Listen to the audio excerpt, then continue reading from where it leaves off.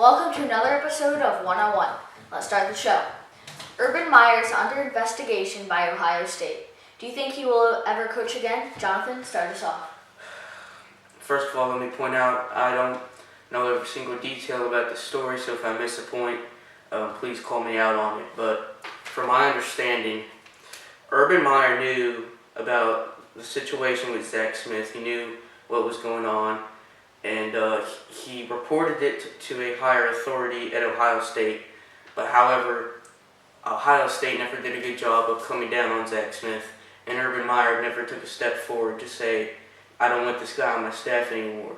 So he was allowing him to stay on the staff even though he knew what happened. That's my understanding of the situation. So in that case, when you know what your assistant coach is doing and you know it's wrong, but you're going to keep him on the staff, I think that is inexcusable and intolerable. It was ridiculous for him to stay on the staff. I don't think Urban Meyer deserves to ever coach football again. Urban Meyer,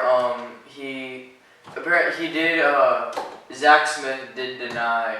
He asked Zach Smith about it, and Zach Smith denied it, which is part of it. He went over and said, if you ever did this, you're fired right now. Mm-hmm. And Zach Smith said, denied it. But Meyer did say he failed when discussing the investigation. But I'm not sure that he should be fired for this. I think I could see it going either way, but I don't see Ohio State. I don't think he's going to be fired from Ohio State. But I do think that, remember before, there was no reason to doubt his future with Ohio State. But now maybe something goes wrong, they don't have the season they would like to have, he might decide to just start over with another program. Because I think there are lots of programs that would love to hire Urban Meyer, even with this on his resume. The only reason that he stays at Ohio State is because of the fact that he's won, 85-90% of his games there, 2 national titles. That's the only reason he stays, is because he is a good football coach. But for this reason that he's not taking a step forward, really asking his assistant coach what happened, and he's trying to cover up his failure, I don't think he should stay. He's not covering up his failure. He did. In his recent interview, it was clear that he was trying to cover up his mistake. He said I failed when discussing this matter. He never came out and really said, I botched this up and I'm sorry. He never apologized for it. He was trying to cover up it. He was trying to cover it up, and for that reason, he never deserves to coach football anymore. Well, we don't know the details of the story right now. Maybe it'll come out. Next question. Switching over to the NFL, which of the top 4 rookie quarterbacks will have the best rookie season? Christian? Well, let's start this off. Josh Allen, I would not have drafted him in the first round, all right? He struggled with interceptions in the Mountain West Conference, okay? All right? What is his chances in the NFL right now if he's struggling in the Mountain West Conference? I mean, he was definitely one of the better quarterbacks, but he still, wasn't. Wyoming was not a very good. He didn't help that program get to the level they thought they would in his senior year. All right, and then that leaves us the other 3. Baker Mayfield will sit behind Tyrod Taylor this year, most likely. Josh Rosen, I could see him starting at some point, but his chances are diminished because of Sam Bradford there. But Sam Darnold is the favorite for the Jets to start Week 1. He's the only favorite to start Week 1 of these 4. I also believe he is the best quarterback in this draft class. I completely disagree with you, and I think it's going to be Josh Rosen. Really? For a couple of reasons. The question wasn't who's going to start first. Wasn't the question who's going to have the most successful season, the best rookie season? Was that the question? Yes. Who do you think has the easiest path to success? Somebody from the Cardinals or somebody from the Jets? The Cardinals. Okay. And you got to think that David Johnson's coming back healthy, all right? And that makes it so much easier for your offense to be successul. They still got Larry Fitzgerald. I know he's coming to the end of his prime. No, hold on. Larry Fitzgerald is still going strong right now. I know he's not as good as he once was, and I think he's going to retire in either next year or the season after. So, Josh Rosen is put in the position where he is part of one of the greatest offenses in the league right now. A really good triplet, as I like to call. If he can succeed, that's a really good triplet, and Josh Rosen David Johnson, and Larry Fitzgerald. So because of that, I think he will have the best season. I don't think Sam Darnold is put into a very good spot where he can actually succeed. He might be the best quarterback, but I don't think he'll succeed this year. So I really don't. Sam Darnold. Well, I think part of success is how much you play. All right. If you're let's say. I think. Okay, Josh all right. Allen Let's say will you're play. I think he sitting. will Let's play. say you're sitting in the bench in a basketball game. All right. You come off the bench one time. All right. And you make a 3-pointer. That's the only shot. You have 100% shooting. Does that mean you're the most successful player of anyone on that team? But That's why I disagree, because I think Sam Darnold could start the whole season. the question wasn't who's going to start the most. It says who's going to be the most successful. But starting is part of Sam success. Darnold. No, it's not. Not really. I think Josh Rosen's still going to get a healthy 7 to 8 Sam games. Darnold, I think. Sorry, not Sam Bradford. Mhm.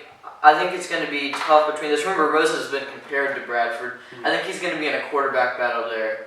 But I think Darnold. Bradford's always failed to meet my standards. He's never succeeded really. Next I question. just would have selected Darnold. Moving on, St. moving Louis. on. Jonathan, which training camp battle are you most excited to watch? I'm gonna switch my gears to Dallas, as much as it pains me to talk about such a weak franchise. It's gonna be the Dallas Cowboys, because I think you've probably heard, Christian, that Dennis Bryant was cut from the Cowboys. I actually have the exact same training camp battle right Did you? here in my notes. Bryant was the #1 receiver probably since I can remember, since I started following football at age 5, and a lot of receivers are trying out for the number one job. Hold on. Yeah, all right. So there's a lot of questions surrounding that, because it's also a battle for the tight end position, right? Because Jason Witten is retiring, so there's a lot of battles there. It's a big question about who's going to step up the most and who wants to be Dak Prescott's go-to guy. Well, I mean, there are really 6 guys right now that are in consideration. You got Alan Hearns, Taylor Austin, Cole Beasley, Deontay Thompson, Michael Gallup, and Terrence Williams. All right. I think my top 3 to watch, to be the top 3 right now, is going to be Alan Hearns, Cole Beasley, and Michael Gallup. All right. Beasley has. You don't think Terrence Williams is going to make that cut? I I got Terrence Williams over whoever that third guy is. You said there's so many scrub wide well, wait. receivers Let on me that finish. team. Let me finish. Cole Beasley has been mentioned as the favorite to be #1. You can see his workload increase. Alan Hearns, he has the most success in the NFL so far out of any of these receivers. You know, he's the only one. He has the only 1,000-yard season. And Michael Gallup might be the most talented wide receiver in this class. But I'm just not sure if he can take that next step as a rookie. So those are my top 3. If I had to pick one, I think I would go to Cole Beasley, but Michael Gallup could take over really quickly. Cole Beasley's been under Jason Garrett's system a long time. That's why I think he'll get the #1 spot. And he's played with Dak Prescott ever since he was a rookie. Yeah. We will now continue with our NFL season predictions for each team. Today we will preview the Dallas Cowboys and the Denver Broncos. We almost just did preview the Dallas Cowboys. Yeah. Guys, what are your predictions for the Cowboys? 9-7, second in the NFC East, no playoffs. I have 7-9, second in the NFC East, and no playoffs. So, the Dallas Cowboys, the defense is going to be fine, all right? That's not the issue. The offensive line, of course, is going to be good. But they need to figure out we just talked about this, who Dak Prescott is going to throw the ball to. I mean, remember, his rookie year, he had Jason Witten and Dez Bryant. That he really, he really had that. But the schedule is really tough, all right? They have to play Philadelphia twice. They have to play the NFC South, which means they play Atlanta, New Orleans, and Carolina.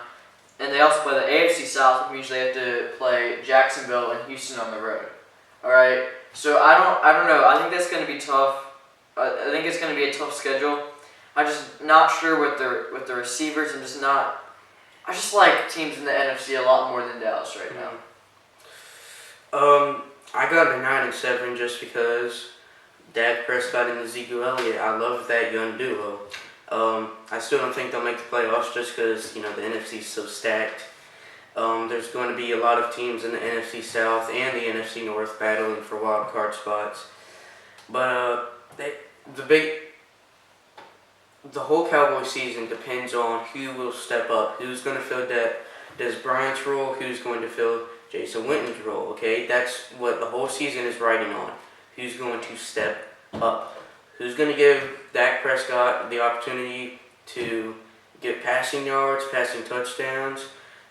It's all about the receiver and tight end game. Because remember, in Dak Prescott's rookie year, when he had Witten and Bryant, he was a really good quarterback. All right, and he took the job from Tony Romo. Yeah. All right, which had been the long-time starter. Well, that's not that. Come on. That is not that big of an accomplishment. Well, Tony Romo at that stage of his career, he was still expected to start, but Romo, remember he had that he had the great relationship with the Cowboys, and Prescott was good enough to take that away from him, right? So he wasn't good enough. Okay, it's not that hard. Tony Romo at that stage of his career, when he was getting injured, I don't think so. I think come on. But he was a really good quarterback that year, and I think Tony Romo. Dak. When he had good targets, it was a top quarterback. His second year, kind of struggled a little bit. But it really depends on the wide receiver position. Okay, and next. Now the Broncos. Reveal your predictions. Alright, I got 6-10, fourth in the AFC West, and no playoffs. 7-9, second in the AFC West. Are you serious? The Chiefs and the Raiders? Come on. There's no way that the Chiefs and Raiders do better than that. Okay? There's absolutely no way. The Chiefs, they just traded Alex Smith away, and they're going to have Patrick Mahomes out of Texas Tech. Alright, I want to stop you right there, alright? No, I want to stop you right there and let me talk first. Right. You said something, now I'm going to tell you why that was wrong. The Raiders did awful last year. I know that there were some, injury struggles. They got John Gruden. I don't know. It's John Gruden. I have absolutely no clue how he's going to do this year because he's the old Monday Night Football announcer. And Khalil Mack is, wanting money and all that. And whenever a guy really wants that much money, it creates problems. And I just don't think they're going to work together this year. And that's why I think Broncos will be second. But, let me say something about the Broncos. They finally have somebody who they can call quarterback in Case Keenum. Okay, the last couple of seasons since Peyton Manning retired, it's been this battle between Paxton Lynch and Trevor Siemian. Now they got Case Keenum, who they can call their quarterback. And I think Von Miller's going to help the defense a lot because he always does. And defense is not going to have that many struggles. But it's all about the run game. There's no running game in Denver, okay? And there's also no offensive line. The success really depends on who's going to protect little brother back there, okay? Are we going to protect Case Keenum? I mean, you got to give him some protection if you guys want to lose. Alright, well, I want to go back to something you said about the Chiefs. Mahomes, I think he's going to be a good quarterback because Andy Reid would not have drafted Mahomes and traded Alex Smith. Mahomes, same thing. If he didn't think Mahomes was going to be a good quarterback, all right? Andy Reid is one of the most successful coaches right now in the NFL. He hasn't won a Super Bowl. But he gets teams to the playoffs, all right? Gets them to the playoffs and then loses to teams. All right, that's what I just wanted to say. I would say that, but we're talking about the Broncos. So I think the starting running back. Can the rookie step up? Royce Freeman. And wide receiver, Demaryius Thomas and Emmanuel Sanders are both kind of declining. So it's going to be tough. No one knows how Case Keenum, that was like a 1-year thing, with him or whatever. So I think 6-10 is fair. Thanks for watching 101 today. We'll try to do better next time, and make sure to subscribe and drop a like below.